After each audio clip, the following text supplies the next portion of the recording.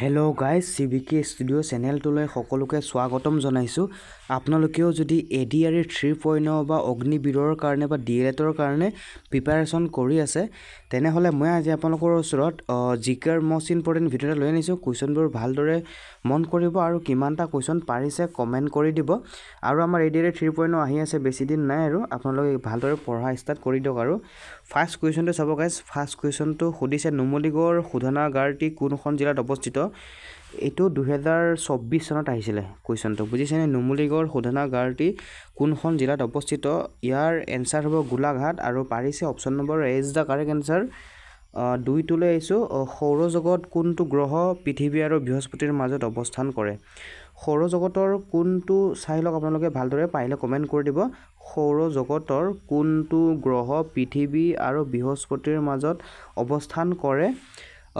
Option A is the right answer. মংগল গ্ৰহটো পৃথিৱী আৰু বৃহস্পতিৰ মাজত অৱস্থান কৰে। মংগল গ্ৰহটো। নাম্বাৰ 3 কুৱেশ্যনটোলৈ আহিছোঁ। 3 নম্বৰ কুৱেশ্যনটোলৈ মন কৰিব। কোনগৰাকী ব্যক্তিয়ে ভাৰতৰ জাতীয় পতাকাখনৰ ৰূপাংকন কৰিছিল? কোনগৰাকী ব্যক্তিয়ে ভাৰতৰ জাতীয় পতাকাখনৰ ৰূপাংকন কৰিছিল? 3 number question, option number B is the correct answer. Pingali Venkayya ভাৰতৰ জাতীয় পতাকাখনৰ ৰূপাংকন কৰিছিল।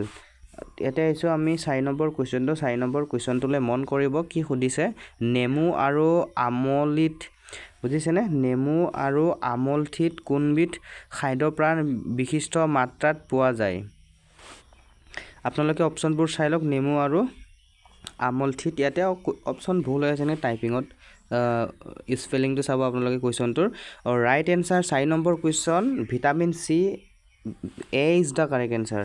5 নম্বৰ কুৱেশ্যনটোলৈ আহিছোঁ। 5 নম্বৰ কুৱেশ্যনটোলৈ মন কৰিব। ভাৰতীয়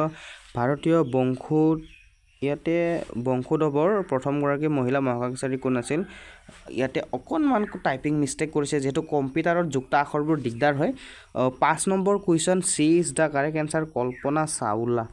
তেনেহ'লে 6 নম্বৰ কুৱেশ্যনটোলৈ আহিছোঁ। 6 নম্বৰ কুৱেশ্যনটো 2022 চনৰ ফ্ৰান্স অ'পেন প্ৰতিযোগিতাৰ পুৰুষ ছিংগলছ শাখাত কোনে জয়লাভ কৰিছিল? ইয়াতে টাইপিং মিষ্টেক হৈছে গাইছ, যুক্ত আখৰ যিটো বনাব নোৱাৰে। 2022 চনৰ ফ্ৰান্স অ'পেন প্ৰতিযোগিতাৰ পুৰুষ ছিংগলছ শাখাত কোনে জয়লাভ কৰিছিল? আপোনালোকে চাই লওক। 6 নম্বৰ কুৱেশ্যন, অপশ্যন নম্বৰ D is the correct answer, Rafael নাডালে লাভ কৰিছিলে। 7 নম্বৰ কুৱেশ্যনটোলৈ আহিছোঁ। 7 নম্বৰ কুৱেশ্যনটোলৈ মন কৰিব। ভাৰতৰ সোণৰ খনিৰ সৈতে জড়িত ঠাইখন হৈছে? এইটো আপোনালোকে জানেই কুৱেশ্যনটো, আৰু ইম্পৰ্টেণ্ট কুৱেশ্যন হওক, চেণ্ট্ৰেলতো আহি থাকে।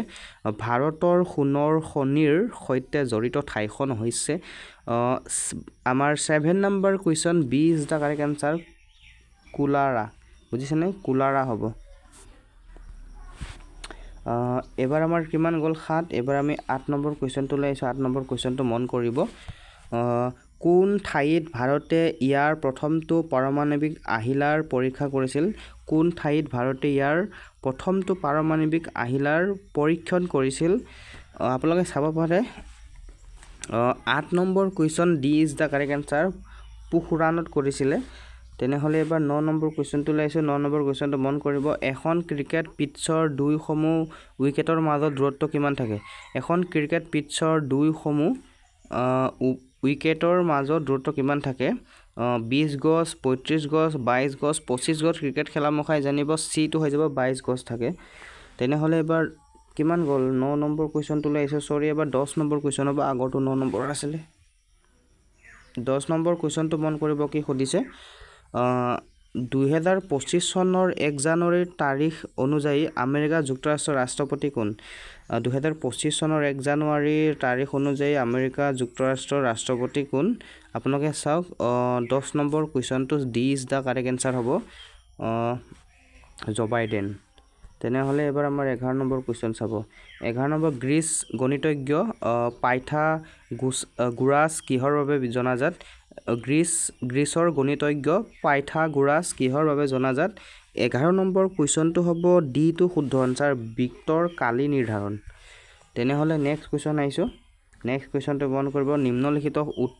নিম্নলিখিত উৎসৱসমূহৰ কোনটো চলচ্চিত্ৰ উদ্যোগৰ সৈতে জড়িত? নিম্নলিখিত উৎসৱসমূহৰ কোনটো চলচ্চিত্ৰ উদ্যোগৰ সৈতে জড়িত? 12 নম্বৰ কুৱেশ্যনটো দিয়ে হ'ব ৰাইট এনচাৰ, কান ফেষ্টিভেল কান ফেষ্টিভেলটো কি কয় চলচ্চিত্ৰ উদ্যোগৰ সৈতে জড়িত কান ফেষ্টিভেল মনত ৰাখিব ইম্পৰ্টেণ্ট হয় এবাৰ আহিছোঁ আমি 13 নম্বৰ কুৱেশ্যন আমাৰ খাদ্যত নিম্নলিখিত কোনবিধৰ অভাৱ হ'লে গইটাৰ ৰোগবিধ হয় এইটো গইটাৰ ৰোগ শুনিছেনে আপোনালোকে কেতিয়াবা এই গইটাৰ ৰোগ যে কেলছিয়ামৰ অভাৱত আয়োডিন সোডিয়াম আইৰণ মানে কোনবিধ অভাৱ হ'লে মানে কোনবিধ ইয়াতে অভাৱ হ'লে এই চাৰিটাৰ ভিতৰত আমাৰ গইটাৰ ৰোগবিধ হয় মানে 13 নম্বৰ কুৱেশ্যনটো বি হৈ যাব ৰাইট এনসাৰ আয়োডিনৰ অভাৱ হ'লে আমাৰ গইটাৰ ৰোগবিধ হয় মানে এবাৰ আহিছোঁ 14 লতা মংগেশকাৰৰ পিতৃৰ নাম কি আছে লতা মংগেশকাৰৰ পিতৃৰ নাম আছে দীননাথ মংগেশকাৰ নে আপোনালোকৰ হৃদয়নাথ নে জিতেন্দ্ৰনাথ বা জিতেন্দ্ৰ মহেশকাৰ না মণিপ্ৰসাদ ইয়াৰ এনসাৰ হ'ব এ দীননাথ মহেশকাৰ লতা মংগেশকাৰৰ কি কয় পিতৃৰ নাম তেনেহ'লে এবাৰ আমি 15 আহিছোঁ 15টো মন কৰিব পদ্মশ্ৰী বঁটা লাভ কৰা প্ৰথমগৰাকী অসমীয়া মহিলা কবিও লেখিকা হৈছে পদ্মশ্ৰী বঁটা লাভ কৰা প্ৰথমগৰাকী অসমীয়া মহিলা কবি লেখিকা হৈছে আপোনালোকে চাব পাৰে 15 নম্বৰ 20 দা কাৰেক্ট আনসাৰ ননীৱালা দেৱী এবাৰ 16 নম্বৰ কুৱেশ্যনটো লৈ আহিছোঁ 16 নম্বৰ কুৱেশ্যনটো মন কৰিব ভাৰতৰ কোনবিধ ৰাজ্যৰ পৰা চিপকো আন্দোলন আৰম্ভণি হৈছিল ভাৰতৰ কোনখন ৰাজ্যৰ পৰা চিপকো আন্দোলন ইম্পৰ্টেণ্ট কুৱেশ্যন 16 নম্বৰ কুৱেশ্যন এ উত্তৰাখণ্ডৰ পৰা হৈছিল চিপকো আন্দোলনটো ভাৰতৰ উত্তৰাখণ্ডৰ পৰা চিপকো আন্দোলন আৰম্ভ হৈছিল আপোনালোকে একেবাৰে মনত ৰাখি লওক যে দুবাৰ পঢ়িব নালাগে 17টো লৈ আহিছোঁ ভাৰতত সংসদৰ সদস্য হ'বলৈ নিম্নলিখিতসমূহৰ কোনটো চৰ্ত পূৰণ কৰাটো প্ৰয়োজনীয় নহয় 17 নম্বৰ কুৱেশ্যনটো D is the correct answer দশম শ্ৰেণীৰ পৰ্যায়ৰ পৰীক্ষাত উত্তীৰ্ণ হ'ব লাগিব তেনেহ'লে এবাৰ আমি 18 নম্বৰ কুৱেশ্যনটো লৈছোঁ কোনগৰাকী সম্ৰাটে ভাৰতৰ গ্ৰেণ্ড ট্ৰাংক ৰোড নিৰ্মাণ কৰিছিল 18 number question D is the correct answer 18 number question D is the correct answer Sher Shah Suri 20 number কুৱেশ্যনটো লৈ আহিছোঁ কোনটো বৰ্ষত ইয়াতে সুধিছে যে কোনটো বৰ্ষত ইয়াতে ফৰচেলছ ইয়াতে টাইপিং মিষ্টেক আছে ইয়াতে গাইছ আপোনালোকে এইটো কুৱেশ্যন কোনোবাই পাৰিলে কমেণ্ট কৰিব ইয়াতে এইটো কম্পিউটাৰ টাইপিং মিষ্টেক আছে কোনটো বৰ্ষত armed forces special powers act গৃহীত হৈছিল আপোনালোকে কুৱেশ্যনটো যেহেতু ইয়াতে এইকেইটা আখৰ টাইপিং মিষ্টেক কৰিছে যুক্ত আখৰকেইটা অপশ্যনটো চাই লওক 20 নম্বৰ কুৱেশ্যনৰ এ ইজ দা 1958ত আৰু আজিলৈ ইমানখিনিয়ে এডিয়াৰ কাৰণে আপোনালোকে এতিয়াৰ পৰা প্ৰিপাৰেশ্যন কৰক আৰু আজিলৈ সামৰিছোঁ